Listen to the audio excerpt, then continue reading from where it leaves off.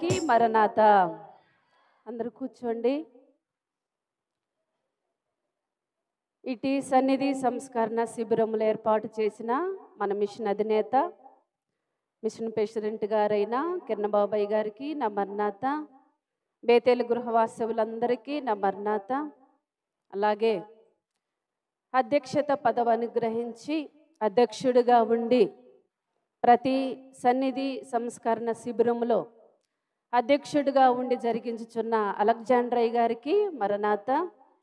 యాజకులైన వారికి మరణాత. మరి బోధకురాండ్రకు మరణాత. ఆయా గ్రామాల నుంచి వచ్చిన సన్నిధి పరులందరికీ మరణాత. మా సంఘ బిడ్డలందరికీ మరణాత.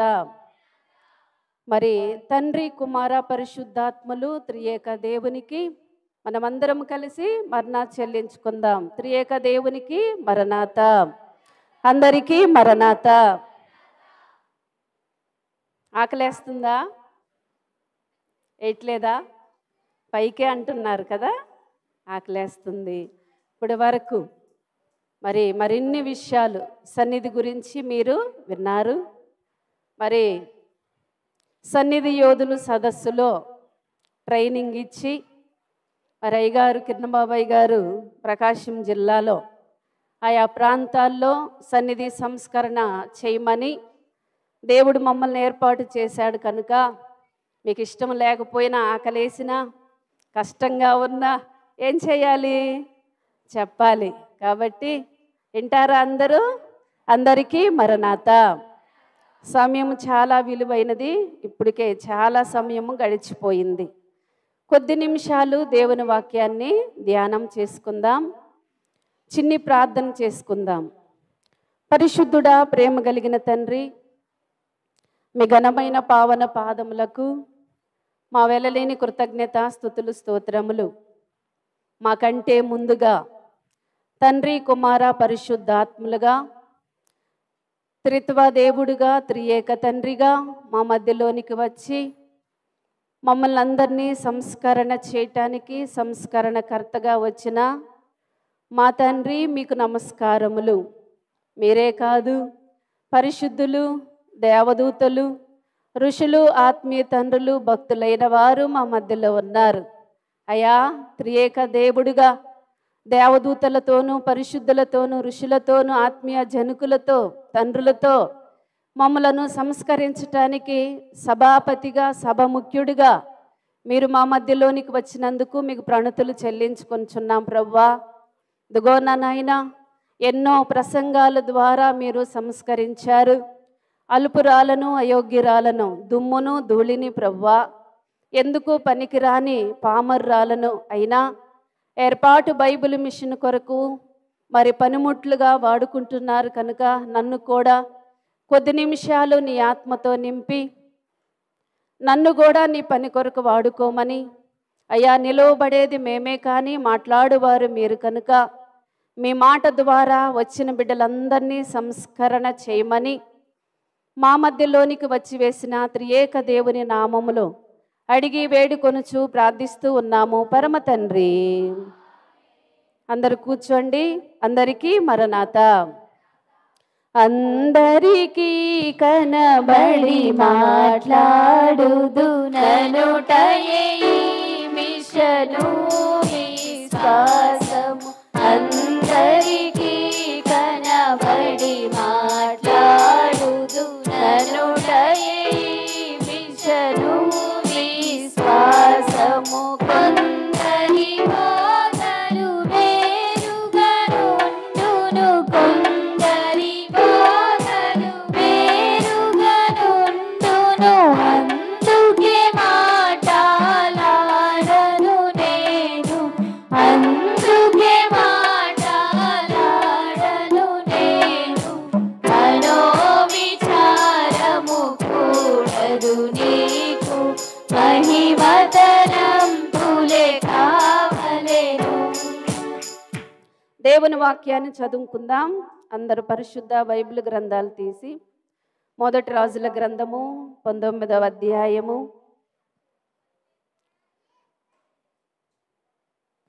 11, 12 వచనములను చదువుకుందాం. అందుకాయన నీవు పోయి పర్వతము మీద యెహోవా సముఖమందు నిలిచియుండుమని సెలవిచ్చెను. అంతటా యెహోవా ఆ వైపున సంచరింపగా బలమైన పెనుగాలి లేచెను. యెహోవా భయమునకు పర్వతములు బద్దలాయెను, శిలలు చిన్న భిన్నములాయెను గాని యెహోవా ఆ గాలి దెబ్బయందు ప్రత్యక్షము కాలేదు. గాలి పోయిన తరువాత భూకంపము కలిగెను గాని ఆ భూకంపమునందు యెహోవా ప్రత్యక్షము కాలేదు. ఆ భూకంపమైన తరువాత మెరుపు పుట్టెను గాని ఆ మెరుపునందు యెహోవా ప్రత్యక్షము కాలేదు. మెరుపు ఆగిపోగా మిక్కిలి నిమ్మలముగా మాట్లాడు ఒక స్వరము వినబడెను.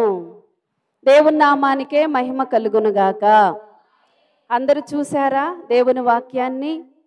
అందరూ చదివారా? అందరూ విన్నారా? దేవుని పిల్లలారా, అందరికీ కనబడుదుననుటయే ఈ మిషను విశ్వాసము. కొందరి బోధలు వేరుగా ఉండును, అందుకే నేను మాట్లాడను అని దైవజనుడైన దేవదాసయ్య గారితో దేవుడు చెప్పిన మాట.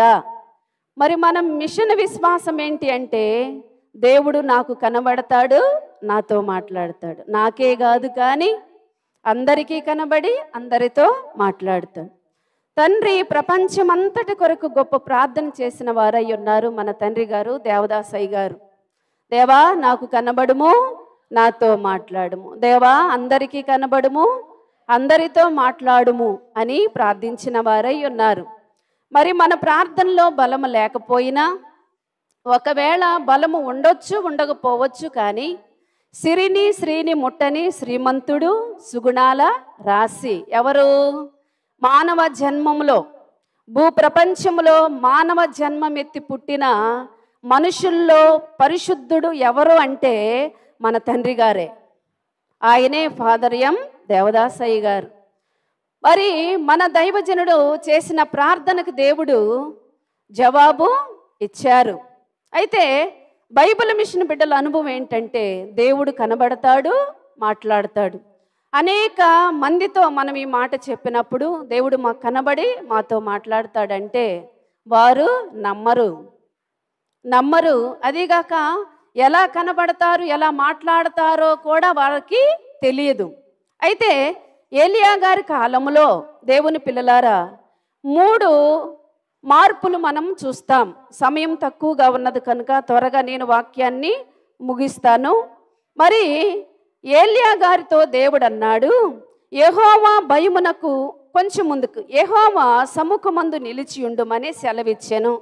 దేవుడు ఏలియా గారు ఎవరో తెలుసు కదా మీకు? రోషం కలిగిన ప్రవక్త. ఇదే అధ్యాయంలో 2-3 సార్లు అంటాడు, ఏలియా ఏం చేస్తున్నావు అంటే, నేను రోషం కలిగిన దేవుని పక్షాన నేను ఒక్కడే మిగిలేనయ్యా. బైబిల్ మిషన్ బిడ్డలందరికీ రోషం ఉండాలి. ఏ రోషం? నేను బైబిల్ మిషన్ బిడ్డని. బైబిల్ మిషన్ బిడ్డవైతే నువ్వేం చేయాలి?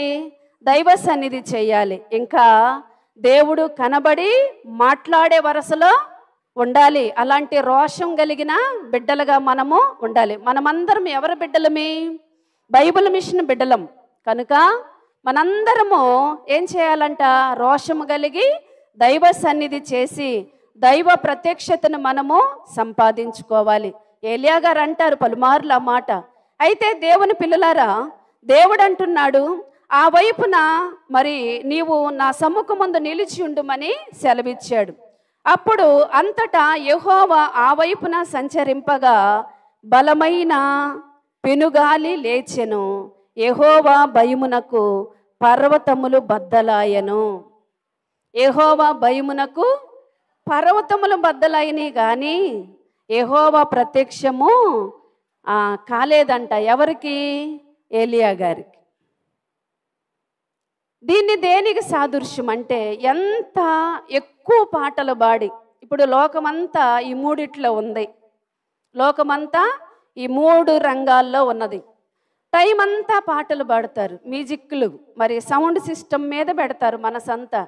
వాళ్ళు ఎలాగా మరి ఆపరేటర్ చేస్తే ఆ మ్యూజిక్ ఉత్సాహంగా పాటలు పాడతాడు. ఎంతసేపు అయినా మరి సౌండ్ సిస్టము పాటలు ఘనంగా గళమెత్తి పాటలు పాడుతూ ఉంటారు ఆయా సంస్థల్లో, సంఘాల్లో, ఆయా డినామినేషన్ల వారు. మనకైతే ఒక పాట లేదు 2, ఎక్కువ వాక్యము తక్కువ పాటలు, తక్కువ ప్రార్థన ఎక్కువ కనిపెట్టడం మనకి, అవునా కాదా? మరి ఎక్కువ పాటలు పాడుతూ ఉంటారు, సుడిగాలి లాంటి పాటలు, గాలి ఎలా వస్తుందో అలాంటి గొప్ప ధ్వనితో పాటలు పాడతారు. కానీ వారికి దేవుడు ఏం కారంట, ప్రత్యక్షము, దైవ ప్రత్యక్షత పాటల్లో ఉండదు. 2, సుడిగాలి పోయిన తరువాత భూకంపము కలిగెను, కానీ ఆ భూకంపమునందు యెహోవా ప్రత్యక్షము కాలేదు. గొప్ప గొప్ప ప్రసంగాలు చేస్తారు. ఏం చేస్తారు? బలిపీఠాలు పగిలిపోయేటట్లుగా గొప్ప గొప్ప ప్రసంగాలు, ఉజ్జీవ ప్రసంగాలు, ఆల్ నైట్ ప్రేయర్లు అంటారు, ఉజ్జీవ ప్రసంగాలు, గొప్ప గొప్ప ప్రసంగాలు చేస్తారు. కానీ ఆ ప్రసంగాల్లో ఏం లేదంట ప్రత్యక్షత. అంటే యాజకులే మాట్లాడుతున్నారు కానీ దేవుణ్ణి మాట్లాడనిట్లేదు. 1, పాటలు పాడుడు ద్వారా ప్రత్యక్షత కలగదు. 2, గొప్ప గొప్ప ప్రసంగాల్లో దేవుని ప్రత్యక్షత కలగదు. 3, భూకంపమైన తరువాత మెరుపు పుట్టెను, కానీ ఆ మెరుపు నందు యెహోవా ప్రత్యక్షము కాలేదు. ఏడ్చి గొప్పగా మరి గుండె పగిలేటట్టు ప్రార్థన చేస్తారు, కానీ దేవుని ప్రత్యక్షత కలగదు. మరి దేవుడు కనపడి మాట్లాడాలంటే ఏం చేయాలంట? ఎప్పుడు దేవుడు మాట్లాడాడంట మిక్కిలి నిమ్మలముగా. ఆ మెరుపు ఆగిపోయిన తరువాత మిక్కిలి నిమ్మలముగా మాట్లాడు ఒక స్వరము విన్నాను అని చెప్తున్నాడు ఎలియా గారు.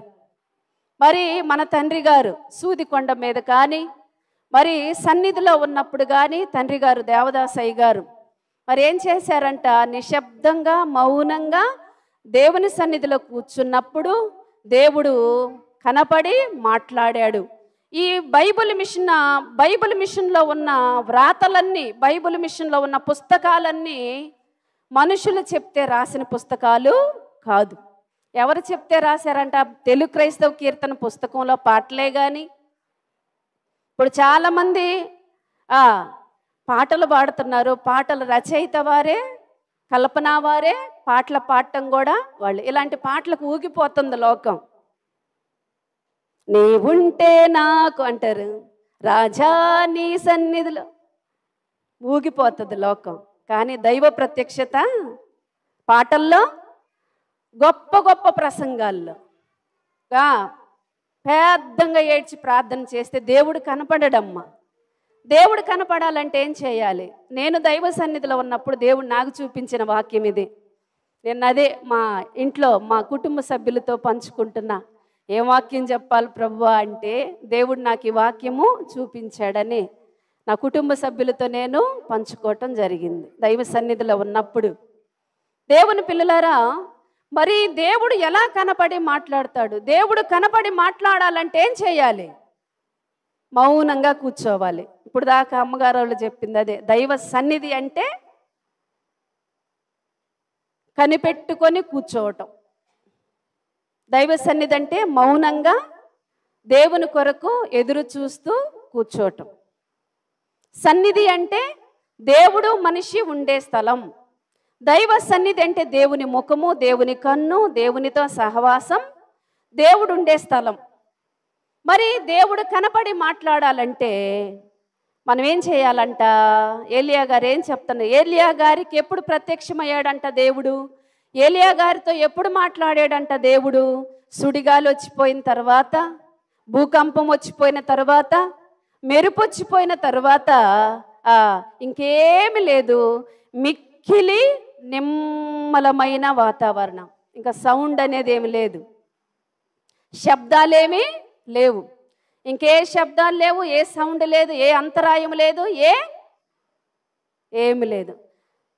వాతావరణం ఏమైపోయిందంట, మిక్కిలి నిమ్మలమైపోయిన తర్వాత అప్పుడు దేవుడు ఏలియా గారితో మాట్లాడాడంట.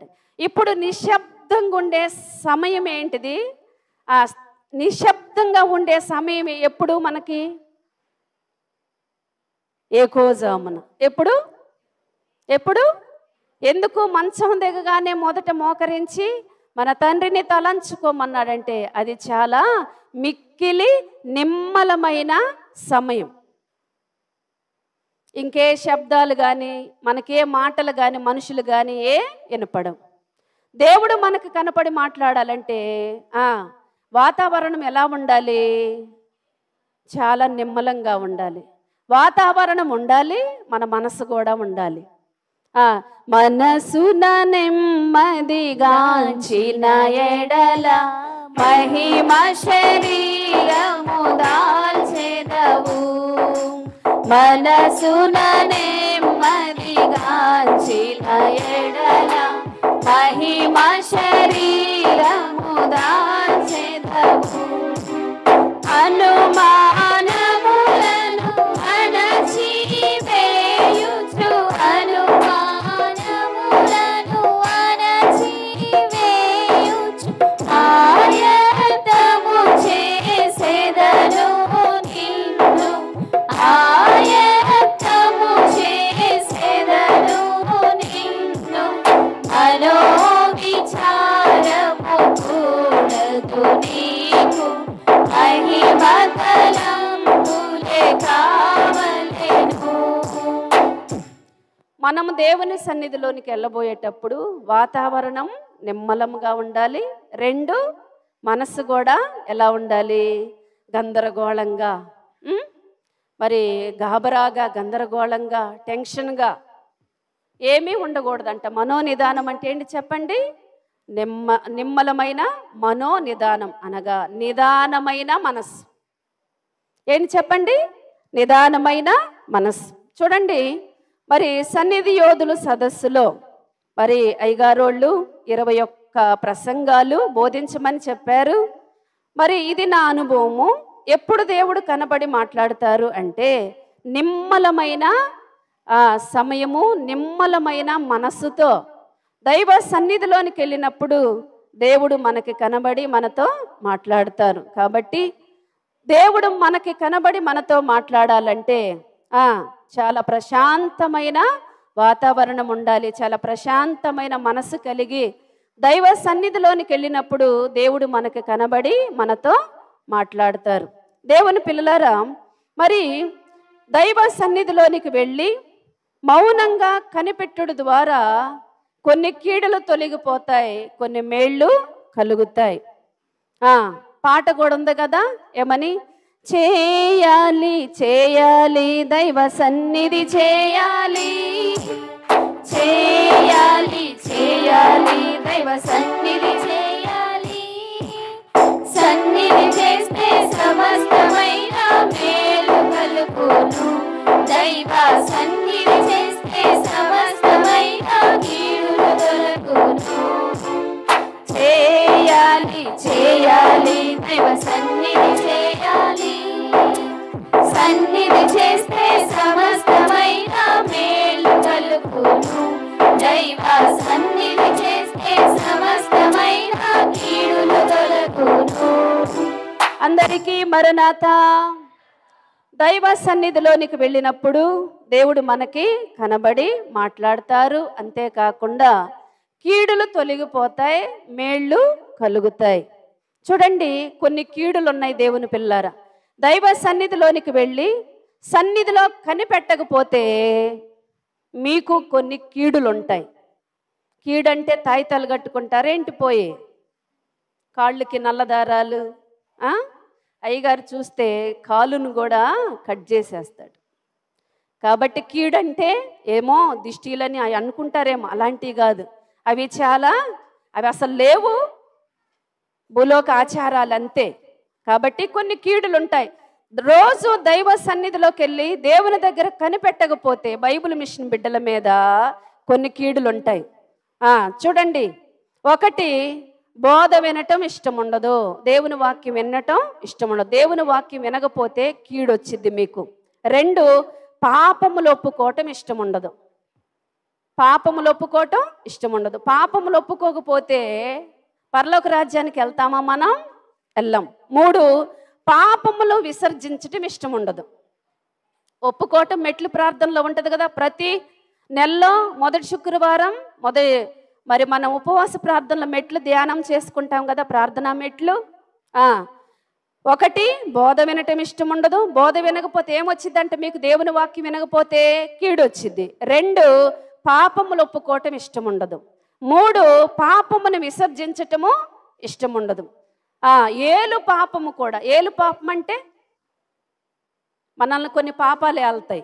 ఏంటి అంట, ఒక ఫోన్ కావచ్చు, ఒక సీరియల్ కావచ్చు, ఇంకేదైనా దేవునికి ఇష్టం లేనిది మనల్ని ఏలిద్దంటే అది చెప్పినట్టు మనం వింటూ ఉంటాం. ఇవన్నీ కీడులే మనకి, క్రైస్తవులకి, సన్నిధి పరులకు, బైబిల్ మిషన్ పిల్లలకు. ఇంకా నాలుగవదిగా చూస్తే పాపమును గెలవలేని బలహీనత. దైవ సన్నిధిలోనికి పోకపోతే ఏ బలం రాదంట, పాపాన్ని గెలవలేని బలహీనత. ఐదు, బైబిల్ చదవటం ఇష్టం ఉండదు. బైబిల్ చదవటం ఇష్టం ఉండదు. ఆరు, ప్రార్థన చేయటం కూడా ఇష్టం ఉండదు. ఏడు, సువార్త ప్రకటించటం కూడా ఇష్టం ఉండదు. ఎనిమిది, విశ్వాసము లేని స్థితి. మనం చేసిన ప్రార్థన మీద ఏముండదంట, విశ్వాసం ఉండదంట. ఇంకా నిరాశ, ఇంకా విసుగుదల, అసూయ, వీలు లేని స్థితి, ఇవి తొలుగును. దైవ సన్నిధిలోనికి పోకపోతే, దైవ సన్నిధి చేయకపోతే, దేవునితో సహవాసం చేయకపోతే ఇవన్నీ మనలో ఉంటాయి. దైవ సన్నిధిలోనికి వెళితే ఇవన్నీ మన నుండి దూరంగా వెళ్ళిపోతాయి. ఒక గదిలో, మరి చీకటి గదిలో వెళ్ళి లైట్ వేసినప్పుడు, స్విచ్ వేసినప్పుడు, వెలుగు వచ్చినప్పుడు చీకటి ఏమైపోయిద్ది, పారిపోతుంది. దైవ సన్నిధిలోనికి వెళ్ళకపోతే ఈ చీకటి, మన ఆత్మీయ స్థితి ఏంటిదంట, చీకటి. చీకట్లో ఏముంటాయి, పాములు ఉంటాయి, తేళ్ళు ఉంటాయి, చాలా చెడి జీవులు కూడా ఉంటాయి. కాబట్టి మన ఆత్మీయ స్థితి చీకటి కోణముగా, మరి అనేకమైన విషపు జంతువులకు నివాస స్థానముగా మారకుండా ఉండాలంటే ఏం చేయాలంటే మనము ప్రతిరోజు దైవ సన్నిధికి వెళ్ళాలి. మహిమ వార్తావళి మీ ఇంట్లోనే ఉంటుంది పుస్తకం, చూడండి. ఇంటికెళ్ళి మరి క్షుణ్ణంగా ధ్యానం చేసుకోండి. ఇవి కీడులు. దైవ సన్నిధిలోనికి వెళితే కీడులన్నీ తొలగిపోతాయి. మరి దైవ సన్నిధి చేస్తే కొన్ని భాగ్యాలు కలుగుతాయి. భాగ్యాలు. బైబిల్ మిషన్ బిడ్డలందరూ ఎవరంట, భాగ్యవంతులే. ఎవరైనా బాకీలు పాలయ్యారంటే వాళ్ళెవరో దైవ సన్నిధి చేయని వారు. ఎవరు చెప్పండి? బాకీలు పాలై, అప్పులు పాలై, దిగంబరులుగా, మరి బికారులుగా ఉన్నారంటే వాళ్ళు ఏం చేయట్లేదు, దైవ సన్నిధి చేయని వారు. బైబిల్ మిషన్ బిడ్డలందరూ దైవ సన్నిధి చేయాలి. దైవ సన్నిధిలో సకల భాగ్యాలు దేవుడు ఇస్తాడు. అవునా కదా? సన్నిధిలో సంపూర్ణ సంతోషము, దేవుని కుడి చేతిలో నిత్య సుఖములు కలవు. ఆ కీర్తనాకారుడు దావీదు మహారాజు గారు అంటారు, దేవా నువ్వు ఒక్కసారి గుప్పిలు విప్పితే సకల జీవుల కోరికలు తీరిపోతాయి. అవునా కదా? చూడండి దేవుని పిల్లలారా, మరి నేను ఎప్పుడు మీతో ఉండేదాన్నే, మరి టైం ఉన్నప్పుడు మీకు ఇంకా విపులంగా బోధిస్తా. సన్నిధిలో కనిపెట్టుడు ద్వారా కలుగు భాగ్యములు. భాగ్యములు అంటే మీరు శారీరకంగా ఆలోచిస్తారు. భాగ్యం అంటే డబ్బు, బంగారం, వెండి, ఇళ్ళు, ఉద్యోగాలు, మంచి మార్కులు, మంచి అనుకుంటారు. కానీ అవి చాలా దేవుని దృష్టిలో ఏంటి అంటాయి, చెత్త. మొదట నా నీతిని, నా రాజ్యాన్ని మీరు వెతకండి, ఆ తర్వాత మీకు అన్నీ అన్నాడు. కాబట్టి దేవుని పిల్లలారా చూడండి, కలుగు భాగ్యములు, కనిపెట్టుట వల్ల కలుగు భాగ్యములు. ముందేం చెప్పుకున్నాం, తొలగిపోయే కీడులు. ఇవన్నీ కూడా కీడులు. బైబిల్ చదవకపోవటం, ప్రార్థన చేయకపోవటం, దైవ సన్నిధి చేయకపోవటం, సువార్త ఎవరికో ఒకరికి, రోజు ఎవరికొకరికి వాక్యం బోధించాలి. మా అయ్యగారు అంటాడు, దేవుడు పని చేయకుండా భోంచేయొద్దు అంటాడు మా పిల్లల్ని. ప్లేట్ లాగేస్తాడు అంత కఠినంగా. రోజు ఎవరికొకరికి ఏం చేయాలంట, మనము సువార్తని ప్రకటించాలంట. ఇంకా మీరు మహిమ వార్తావళి పుస్తకంలో ఉంది చూడండి, 13వ పేజీలో. మరి ఇవన్నీ కీడులు, ఇవన్నీ తొలగిపోతాయి అంట దైవ సన్నిధిలోనికి వెళ్ళుడు ద్వారా. మరి దైవ సన్నిధి చేస్తే మనకు మరిన్ని భాగ్యాలు దేవుడు ఇస్తాడంట. కనుక ఒకరికి పాపమును ఒప్పుకొని వాళ్ళు దైవ సన్నిధి చేస్తంట రోజు వెళ్తే ఏమొస్తుందంట, మనకై మనమే విడిచిపెట్టలేని పాపం, మనల్ని ఏలే పాపమో ఒప్పుకుంటామంట. 2, ఒకరికి ప్రార్థన ద్వారానే కలిగిన. ఇంతకుముందు ప్రార్థన చేయటము ఇష్టం లేదు సన్నిధి లేకపోవడం ద్వారా. ఇప్పుడు సన్నిధి చేయడం ద్వారా ఏమొచ్చిందంట, ప్రార్థన ద్వారానే వచ్చిందంట. 4 చూస్తే పాపమును గెలిచే బలం. పాపమును గెలిచే, అమ్మగారు వాళ్ళు చెప్పారు కదా, సీరియల్ చూసేటప్పుడు పిల్లలకు మా దగ్గరికి వస్తే రై పోరా అంటారట. సీరియల్ కాడ, రిమోట్ కాడ కూడా కొట్టుకునే కుటుంబాలు ఉన్నాయి కదా, అవునా కదా? కాబట్టి నాకు తెలిసి 99% మీకు సీరియల్ అలవాట్లు లేవనుకుంటా. మరి చూడండి దేవుని పిల్లారా, పాపంను గెలిచే బలము. ఇంకా చూస్తే స్తుతి చేసే ప్రవాహం. మీకు ప్రార్థన చేయటము ఇష్టమా, స్తుతి చేయటం ఇష్టమా? ప్రార్థన చేయటం ఇష్టమా, స్తుతి చేయటం ఇష్టమా? మరి మనకు వచ్చిన శ్రమనంట ముక్కలు ముక్కలుగా చేసేదంట ప్రార్థన, స్తుతే. ఎక్కడ లేనట్టి శ్రమలు ముక్కలైపోతాయి అంట. దైవ సన్నిధిలోనికి వెళ్ళుడు ద్వారా స్తుతి చేసే ధోరణి వస్తుందంట. ఇంకా 8, 4, 5 చూస్తే దేవుని పిల్లరా, 4వదిగా చూస్తే దర్శన వరం. మరి సన్నిధి సంస్కరణ శిబిరం పెట్టిన తర్వాత మరి ఎప్పుడన్నా ఏదైనా సంఘంలో కానీ కుటుంబంలో కానీ శోధకుడు తొంగి చూసేటప్పుడు దేవుడు చెప్తాడు నాకు, నేను అప్పుడే సరిచేస్తాను. ఒక చిన్న 2 దర్శనాలు వచ్చినాయి, అవి రాత్రి చెప్పేశాను పిల్లలకి. దైవ సన్నిధిలో నేను కూర్చోలేదనుకో, మనం అలర్ట్గా ఉండగలమా? సన్నిధి చేసే వాళ్ళకి ఏమొస్తాయంట, దర్శనాలు. దేవుడు జరగబోయే విషయాలు దేవుడు చూపిస్తాడంట. ఇంకా దేవుని పిల్లరా, దర్శన వరము పూర్వీకులైన ప్రవక్తలు దేవుని సన్నిధిలో ఎంతోసేపు కనిపెట్టి గొప్ప గొప్ప గ్రంథాలు, గొప్ప బైబిల్ గ్రంథం మన తండ్రి గారు ఏం చేశారంట, దైవ సన్నిధిలో కనిపెట్టి ఎన్నో గ్రంథాలు వ్రాశారు, ఎన్నో పుస్తకాలు వ్రాశారు. దేవుని పిల్లలారా, నాకు చిన్నప్పుడు చదువుకోవటం ఇష్టం, నాకు స్కూల్కి వెళ్ళటం ఇష్టం. అంతేకాకుండా మరి నాకు జాబ్ చేయటం కూడా ఇష్టమే. మా అయ్యగారు మా సన్నిధి గది అంతా అయ్యగారు వ్రాతలు పేరు చేసి మొత్తం చదువుకో అన్నాడు. ఏమన్నాడు, షారోను నీకు చదువుకోవటం ఇష్టం కదా, చదువుకోవటమే కూడా కాకుండా దేవుడు నీకు టీచర్ పోస్ట్ కూడా ఇచ్చాడు. అయ్యగారు వ్రాతలన్నీ చదివి అందరికి చెప్పన్నాడు. అలాగే ప్రవక్తలు ఏం చేశారంట, దైవ సన్నిధిలో ఉండి గొప్ప గొప్ప గ్రంథాలు వ్రాశారంట. దేవుని పిల్లలారా, దైవ సన్నిధిలో మరి ఎన్నో భాగ్యాలు ఉన్నాయి, ఎన్నో భాగ్యాలు ఉన్నాయి. కనుక దైవ సన్నిధిలో దేవుని సమ్ముఖం ముందు కూర్చునుడు ద్వారా మనకు తెలియకుండా కీడులు తొలగిపోతాయి, మనకు తెలియకుండానే ఏమొస్తాయంట, భాగ్యాలు వస్తాయంట. మరి ఎప్పుడు కూర్చోవాలంట దైవ సన్నిధిలో?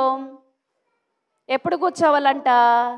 మరి తెల్లవారకు ముందే మిక్కిలి నిమ్మలముగా ఉండాలి.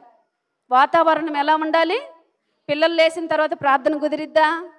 మన గ్రామంలో మనుషులు లేచిన తర్వాత మన చుట్టుపక్కన ఉన్న వాళ్ళు లేచి పనులు చేసుకుంటుంటే, మా సన్నిధి గది పక్కనే ఒక ఇల్లు ఉంది, మా ఇంటి పక్కనే, వాళ్ళు 5 గంటలకే 6 గంటలకి బట్టలు ఉతకటం మొదలు పెడతారు. కుదిరిద్దా? వాళ్ళు లేవకముందు ఏం చేయాలంటే మనం మిక్కిలి నిమ్మలం. మరి 12 లోపు నిమ్మలం ఉండదు, 3, 4, 5 తర్వాత నిమ్మలం ఉండదు. మనం ఎప్పుడు లేవాలంట? 12 to 3 లేదా 4 లోపు ఏం చేయాలంట? దేవునితో మనము సహవాసం చేయాలంట. ఆ సమయమును లేచి మనం దైవ సన్నిధిలోకి వెళ్తే దేవుడు అనేకమైన దర్శనాలు కానీ, స్వర ప్రత్యక్షత కానీ, వ్రాత ప్రత్యక్షత కానీ, మరి దేవుడు కనబడి మనతో మాట్లాడతాడు. ఏలియా గారికి ఎప్పుడు దేవుడు ఏలియా గారితో ఎప్పుడు మాట్లాడాడు చెప్పండి? సుడిగాలికి కొండల బద్దలైన అంట కానీ యెహోవా ప్రత్యక్షము కాలేదు. భూకంపం వచ్చిందంట కానీ యెహోవా ప్రత్యక్షము కాలేదు. మెరుపు వచ్చిందంట కానీ యెహోవా ప్రత్యక్షము కాలేదు. ఎప్పుడు ప్రత్యక్షమయ్యాడంట దేవుడు? మిక్కిలి నిమ్మలముగా ఉన్నప్పుడు. కనుక బైబిల్ మిషన్ బిడ్డలు మనం, దేవుని పిల్లరా, పాటలకి మీరు చెవి యొగ్గొద్దు. ఏం చేయొద్దంట? ఎక్కువ ప్రసంగాల ద్వారా, ఎక్కువ పాటల ద్వారా, ఎక్కువ ప్రార్థనల ద్వారా దేవుడు ప్రత్యక్షం కాడు. కానీ అవి కూడా మనకు అవసరమే. కానీ అన్నిటికంటే ముఖ్యం ఏంటి చెప్పండి? దైవ సన్నిధి. సన్నిధి అంది అన్ని పరిష్కారమగును తెలుసుకొనుము. సన్నిధిలో నీవుంటే నీలో సన్నిధి ఉండును సుమ్మే అన్నాడు మన తండ్రి గారు. చూడండి, మన దైవజనుడు ఎక్కడ కూర్చుంటే అక్కడికి ఏమొచ్చిందంట? ప్రపంచమంతా అయ్యగారి దగ్గరకు. ఎక్కడ నీవుంటే అక్కడికి జనము ఎగిరి ఎగిరి వచ్చును తెలుసునా.